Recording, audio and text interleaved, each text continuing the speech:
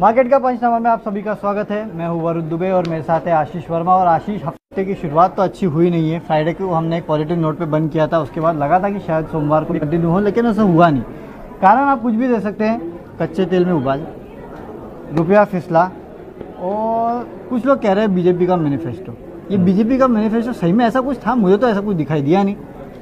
देखा आपने का? देखा नहीं, सुना। अच्छा ठीक है, मुझे ऐसा कोई सुनाई दिया नहीं। अब बोलिए। नहीं यार, मैनिफेस्टो में कुछ भी नहीं था, बल्कि मैनिफेस्टो तो ऐसा था जो बाजार को पसंद आना चाहिए। अब मैं ऐसा क्यों कह रहा हूँ, कोई पॉलिटिकल मोटिवेशन ऐसा कुछ नहीं।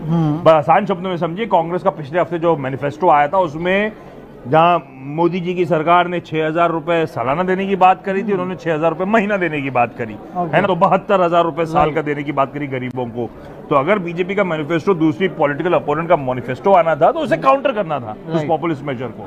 अच्छी बात कि उसको काउंटर करने की कोशिश नहीं, कोई पॉपुलिज्म का ओवरडोज नहीं है। तो सीधे सीधे एक रोड मैप रखा हुआ है मेरे को अगले 5 साल के लिए, 2024 तक किस तरह से रोड्स में, इंफ्रा में, पावर में इन्वेस्टमेंट होंगे, किस तरह से फिस्कल रिस्पॉन्सिबिलिटी को मेंटेन करा जाएगा। तो बाजार, इसलिए मैं कह रहा हूँ, अगर बाजार मान रहा है कि ये सेम रिजीम कंटिन्यू होनी है, अगले साल आनी है, जो बाजार में मोमेंटम भी बीच में इसीलिए आया था, तो ऐसा कोई पॉपुलिज्म का ओवरडोज है नहीं। तो आज इस मैनिफेस्टो को ब्लेम करना कि बाजार में करेक्शन आया उसके पीछे, मुझे लगता है लॉजिकल है। वो आना होगा, ड्यू होगा शायद, क्योंकि अच्छा मोमेंटम फ्राइडे को एक आखिरी आधे घंटे में तगड़ा मूव आया तो रिवर्सल होता हुआ नजर आया। तो हो सकता है कुछ वीकर राउंड वाइप आउट होते हुए नजर आया हो, बाजार से क्लिनजिंग हो रही हो बाजार की। अच्छी बात आपने नोटिस करा होगा, हम लोग फ्राइडे को क्या कह रहे थे, आपको याद भी हो गया था उस टाइम पे, 550 और 500 नीचे की तरफ, 760 और 800 ऊपर की तरफ। एग्जैक्टली 550 से बाजार आज घुमा है। राइट। जो सेल ऑफ आया था वो 11,710 से हमने हाईस्ट हुआ था, वहां से गिरते गिरते हम 550 549 पॉइंट समथिंग पे गए थे आज, और वहीं से बाजार घुमा है। 30-35 पॉइंट के आसपास का रिकवरी जो आई है, 55 पॉइंट के आसपास की, वहीं उन्हीं लेवल से आएगी, 600 के ऊपर बंद। तो लो लेवल से रिकवरी आई है और एग्जैक्टली उन लेवल्स को बाजार प्रोटेक्ट करता हुआ नजर आया, इसकी सैंक्टिटी मेंटेन करता हुआ नजर आया। तो देख के लग रहा है अभी भी बाय ऑन डिप्स का मार्केट। उस रेंज में आपने नीचे की तरफ खरीदने की हिम्मत करी होती, हुई तो नहीं होगी किसी की आज, आई एम श्योर, लेकिन करी होती तो एग्जैक्टली उन्हीं लेवल से घुमा है और आपको फिर से रिवॉर्ड करता हुआ नजर आया। तो बाजार का वो टेक्सचर अभी भी कहना गलत होकर बदल गया है। अभी भी बाय ऑन डिप्स का ही मार्केट है, बस डिप्स सही पकड़ने हैं मुझे, अभी घबराने की जरूरत नहीं। तो मैनिफेस्टो में तो कोई गड़बड़ नहीं था, लेकिन फिर ये क्या कच्चे तेल पे फिसले हम? हाँ, मैंने वीकर हैंड निकलने की बात, और ये बात सच है। अभी मैं बाय ऑन डिप्स का मार्केट कह रहा हूं, लेकिन बाजार अब नोटिस कर रहा है कच्चे तेल को। अब तक क्या होता था, 67, 68, 69, 70, हम लोग बात भी नहीं करते थे, बाजार अब बाकी क्यूज लेता तो चलता था। लेकिन अब 70 के ऊपर बाजार उस क्यू को नोटिस कर रहा है। 71 के करीब आके कच्चा तेल खड़ा हुआ है, और ना सिर्फ हमारा मार्केट, करेंसी मार्केट भी नोटिस कर रहा है। रुपए में आपने मजबूत कमजोरी आती हुई देखी है, तो वो अब दिखा रहा है कि क्रूड एक चिंता की विषय हो सकता है यहाँ से अगर उबलता रहा तो क्रूड पे मुझे पैनी नजर रखनी है। हालांकि आज सुबह जब नीरज से चर्चा हो रही थी मॉर्निंग कॉल में, तो लीबिया के रिलेटेड इश्यूज हैं वो सॉर्ट आउट हुए तो शायद कच्चा तेल वापस ठंडा पड़ता हुआ नजर आए, क्योंकि ये डिमांड और सप्लाई साइड प्रेशर नहीं है इस समय। सप्लाई साइड का इशू वो लीबिया से आ गया था, इराटिक हो सकता है। जैसे वो इश्यू रिजॉल्व होगा कच्चा तेल ठंडा पड़ेगा, पर तब तक तो देर हो जाएगी। जो भी है, इस में कच्चे तेल को नोटिस करें, और मुझे लगता है अभी भी वो जब, क्योंकि लेवल जो अपन ने बात करी थी एग्जैक्टली उन लेवल से घूमे, तो मुझे लगता है अभी भी फिर वो बाय ऑन डिप्स का ही बाजार है। मैं उसी तरह अप्रोच करूंगा इस बाजार को। और देखिए ना मूड कैसा है, फ्लोज आ रहे हैं। आज आरएल ने प्रेशर बनाया है ना, आज प्राइवेट सेक्टर बैंकिंग स्पेस ने प्रेशर बनाया, ओएमसी तो खैर वेटेज के, आरएल और प्राइवेट बैंक, हम आज ओएमसी की बात भी करेंगे हम। आरएल पे प्रेशर था, और हमने प्राइवेट सेक्टर बैंकिंग स्पेस पे प्रेशर दिखा था, जाते थे लीडरशिप आईटी की तरफ आ गई। तो बाजार उन पॉकेट्स को तलाश कर रहा है, और कहीं ना कहीं कॉग्निजेंट होके खरीदारी हो रही। ओके, लेकिन वही मैं ओएमसी पे आ रहा था कि आपने कहा तो मार्केट तो बाय ऑन डिप्स है, लेकिन अगर ऐसे ही कच्चा तेल चलता रहा तो ओएमसीज का क्या होगा? ये एक तो बड़ा हैंगओवर है, पास ऑन भी कर पाएंगे क्या? यही इशू है। अभी कच्चा तेल और रुपया दोनों इनके लिए नेगेटिव होगा, दोहरी मार पड़ने लगी। क्योंकि दोहरी मार क्यों? कच्चा तेल तो सीधे सीधे उछल रहा है, उसका नेगेटिव इंपैक्ट, क्योंकि क्रूड इंपोर्ट करना है, इंपोर्ट करने के लिए रुपया देना है जो कमजोर होता चले जा रहा है, और सामने इलेक्शन तो है ना। अब महंगाई क्रूड को सबसे बड़ा चैलेंज है पास ऑन करना, क्योंकि आई एम श्योर इस समय तो कोई सरकार, कोई रूलिंग पार्टी इस समय पास ऑन करेगी। तो वो पेन तो अब इन ओएमसीज को लेना है। तो इसीलिए आप देख रहे हैं तगड़ा sell off across the board आया। 3 ऑयल मार्केटिंग कंपनीज प्रेशर के साथ कामकाज कर रही थी, क्योंकि जो उबाल आ रहा है ये पंप प्राइसेस में पास ऑन नहीं होना उस तरह से। तो मार्केट बाय ऑन डिप्स, लेकिन ये स्टॉक्स बाय ऑन डिप्स नहीं है अभी तो नहीं है, क्योंकि अभी कच्चा तेल चल रहा है और हमने कहा इलेक्शन तक इशू रहेंगे तो ये तो मूड बिगड़ेगा। अदरवाइज बहुत अट्रैक्टिव बाय है, एक बार इलेक्शन का ओवरहांग खत्म हो जाए, बहुत अट्रैक्टिव बाय आएंगे क्योंकि इनके डिविडेंड यील्ड इतनी तगड़ी है। कुछ दिन पहले रिपोर्ट भी आई थी इनको लेके। तो अब थोड़ा चला भी है लो लेवल से, अब अनवाइंडिंग का प्रेशर थोड़ा दूर है अभी तो। चलिए ठीक है, इससे दूर रहे। और सवाल लेते हैं, मयंक महेश्वरी एनआईटी में पूछ रहे हैं कि क्या करें आप सर। एनआईटी लिमिटेड की बात कर रहे हैं कि एनआईटी टेक की? लिमिटेड अभी तो रखना चाहिए, हमने इतने साल कैरी करा है बल्कि एनआईटी लिमिटेड को, इस होप में कि ये डील होती हुई नजर आएगी। हाँ, है ना? तो है। और अब तक नहीं चला था, आज जाके फाइनली वो स्टॉक चलता हुआ नजर आया है और इंपॉर्टेंट है ये डील। एनआईटी टेक्नोलॉजीज तो ठीक है, 3.5% का ही अपसाइड मिला है जो बेरिंग पी के साथ करार हुआ है। 3.5% अपसाइड मिला, 1390 प्लस पे कुछ डील हुई है, 1350 पे तो कल की क्लोज थी, फ्राइडे की क्लोज थी, तो बहुत ज्यादा लुक्रेटिव उनके लिए नहीं था। एनआईटी लिमिटेड के लिए समझे अब आप, एनआईटी लिमिटेड का मार्केट कैप 1600-1650 करोड़ रुपए पे खड़ा हुआ है। उसका जो 23.5% स्टेक था एनआईटी टेक्नोलॉजीज में, उसका मूल्यांकन 2100 करोड़ रुपए के आसपास आता है। तो जो पैसा आ रहा है इसका 2100 करोड़ रुपए आ रहा है, इस कंपनी का करंट मार्केट कैप भी 1600 करोड़ रुपए है। और इस 1600 करोड़ रुपए में तो एनआईटी का एजुकेशन का धंधा भी है। हालांकि ये धंधा अच्छा नहीं चल रहा, ये बात अलग है, लेकिन धंधा है। तो बहुत अट्रैक्शन फील हुई है एनआईटी लिमिटेड के साथ से।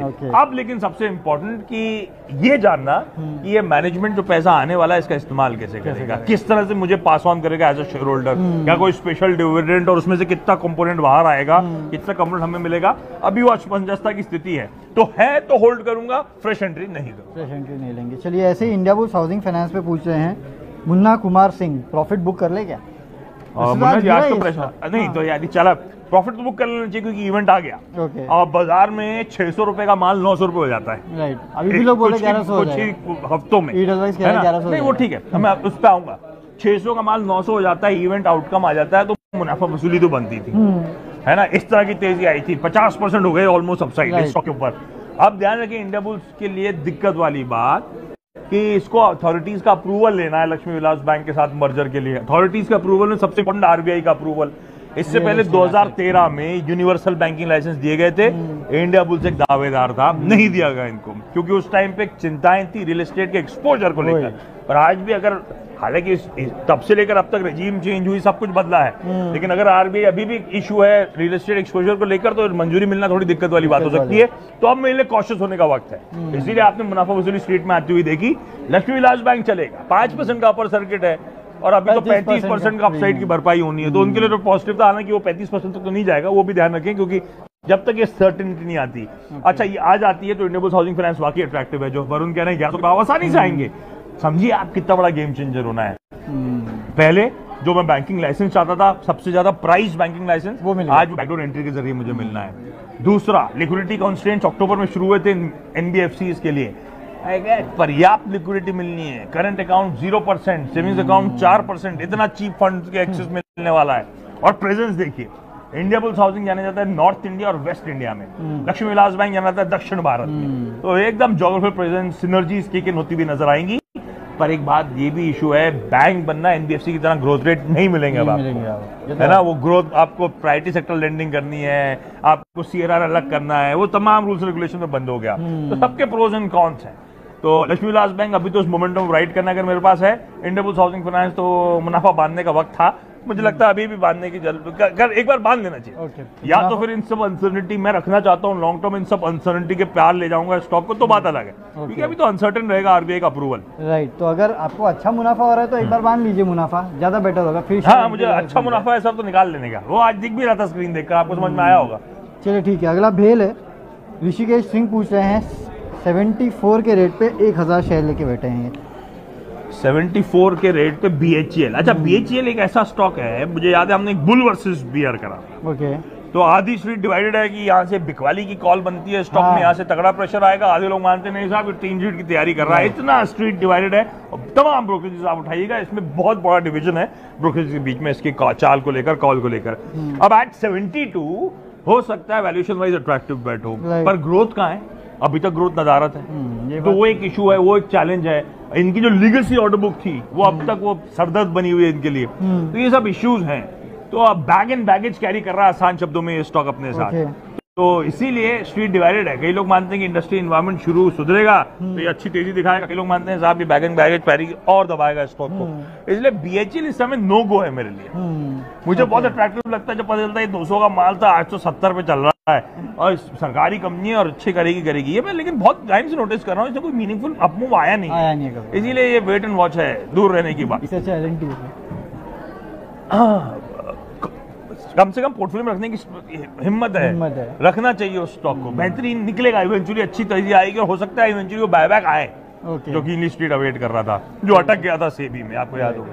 अच्छा आशीष, आपके घर पे एसी कौन सी कंपनी का? सैमसंग और गोदरेज। किसी घर पे वोल्टास का देखा है?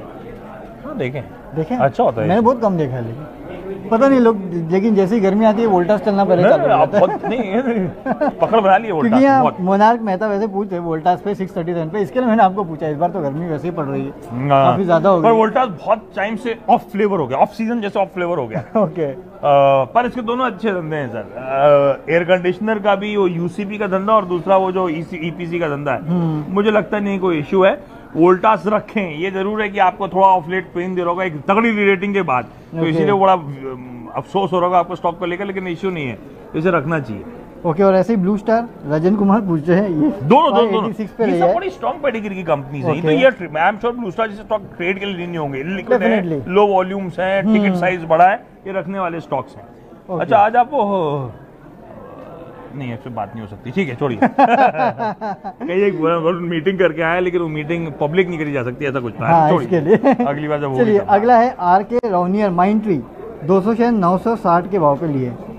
माइंड ट्री का जूस खत्म हो गया सर, 960 पे लिया है, 980 के आसपास अगर मैं सही हूं तो बायबैक का प्राइस लगा हुआ एल&टी इन्फोटेक का, उससे नीचे है तो नहीं, तो अब वो अपसाइड कैप हो गई ना मेरे लिए। हाँ, राइट। अब वो अपसाइड कैप जो है स्टॉक की, अब वो एक्चुअल वैल्यू लॉक होगी जब एल&टी मैनेजमेंट टेक ओवर लेगा, एल&टी को जो अपने करिश्मा दिखाएगा जैसे एल&टी इन्फोटेक में दिखाया था, राइट। ये प्रोसेस आगे जाके एल&टी इन्फोटेक का मर्जर होंगे दोनों एंटिटीज के, हो सकता है या तीनों एंटिटीज की इंजीनियरिंग को भी जोड़ लूं इसमें। एल&टी की एक और आईटी कंपनी लिस्टेड है, तो मेगा कंपनी फॉर्म होती है, सब इफ्स एंड बट्स है, तो नियर टर्म में तो ओवरहैंग रहेगा, अपसाइड कैप भी नजर आ रही है मुझे माइंड ट्री पे। ओके, तो कोई मतलब नहीं ना, बायबैक खुलेगा। हाँ चलिए ठीक है, एक आखिरी सवाल लेता हूँ। कार्तिक सारंगी पूछे पीसी ज्वेलर्स पे पूछ रहे हैं, 80-25 पे 100 शेयर लेके बैठे हैं। अब ये स्टॉक 80-25 80 रुपए 25 पैसे पे 8,000 का तो नहीं है, क्योंकि इसने बहुत सारे अजीब वगैरह भाव देखे हुए हैं, वो तो है। अभी डबल डिजिट पे आया। ये वो कैटेगरी स्टॉक है, पीसी ज्वेलर, वकरंगी, और आप जो भी बोलो। नहीं, अब आप पीसी वकरंगी का तो इशू था। हाँ, पीसी ज्वेलर में इशू ये था कि उन्होंने इसका माल क्यों लिया, उसके अलावा मुझे कोई इशू समझ में नहीं आया, धंधे में कोई प्रॉब्लम है ना। अब नहीं, तो उसके बाद से जब से रिजल्ट भी आने शुरू हुए, गड़बड़ानी शुरू हो गए, लॉसेस क्लॉक करना शुरू हो गए, है ना, एकदम से सब तस्वीर बदल गई। तो पीसी ज्वेलर तो ब्रिक एंड मोर्टार वाला धंधा था। ओके। तो मैं किसी भी नॉर्थ की सिटी में जाता था तो मुझे वो बड़ा सा 2-3 माले का वो व्हाइट कलर का सेक्सी सा शोरूम नजर आता था, जिसमें दुनिया भर का टीम टैप तो था, ब्रिक, और इवन भोपाल, इंदौर से लेके दिल्ली कहीं भी चले, लखनऊ, सब की पीसी ज्वेलर की प्रेजेंस थी। तो है तो ब्रिक एंड मोर्टार वाला धंधा, ओके, पर वो धंधा कहीं ना कहीं गड़बड़ा गया। अब वो स्ट्रीक का कन्विक्शन भी जा चुका है, इसीलिए वो पंटर ट्रेडिंग बेट्स के तौर पे इस्तेमाल होता है। सबसे बड़ी प्रॉब्लम वो कन्विक्शन खत्म हो चुका है स्टॉक के साथ, तो फिर दूरी रहने का। मुझे लगता नहीं कोई भी रीजन इस समय की स्ट्रीट बहुत ज्यादा बेट करेगा, कन्विक्शन लौटेगा, ऐसा कुछ किया भी नहीं मैनेजमेंट ने। रिजल्ट्स के बाद जब बातचीत भी नहीं होती, किसी मीडिया कंपनी से किसी रिसर्च एनालिस्ट की रिपोर्ट नहीं आती, एकदम ऑफ रेडार हो चुका है। पीसी ज्वेलर को बाहर करें। चलिए ठीक है, अपने पोर्टफोलियो से बाहर कर दीजिए, बहुत सारे और ऑप्शन है, टाइटन जैसे, उसको रखिए, ज्यादा पैसा। अच्छा, पॉलीकैब कल आईपीओ बंद हो रहा है, पढ़िएगा क्योंकि इंटरेस्टिंग है, आप में से कई लोग लगा भी सकते हैं कि हमने मेंशन भी किया था लास्ट टाइम पे, ये बंद होने जा रहा है, क्योंकि मैनेजमेंट से बातचीत करी तो लग रहा है, और वैल्यूएशंस वगैरह सब कुछ अट्रैक्टिव है इस कंपनी का। तो एक बार पढ़िए, अपने हमारी बात मत मानिएगा, ये तो खैर बायो सेल का डिसीजन हमेशा अपने फाइनेंशियल एडवाइजर से लिया करिए, प्रमाणित जो है, तो वो उनसे बातचीत करिए। मुझे लगता है आईपीओ में लगाएं, मिस आउट ना करें, अच्छी बेट है, अच्छी बेट हो सकती है। अब सवाल जवाब का सिलसिला बंद करते हैं और आपसे विदा लेते हैं। कल फिर से इसी प्लेटफॉर्म पे जुड़ेंगे आपके सवालों का जवाब देने के लिए। तब तक के लिए बाय बाय।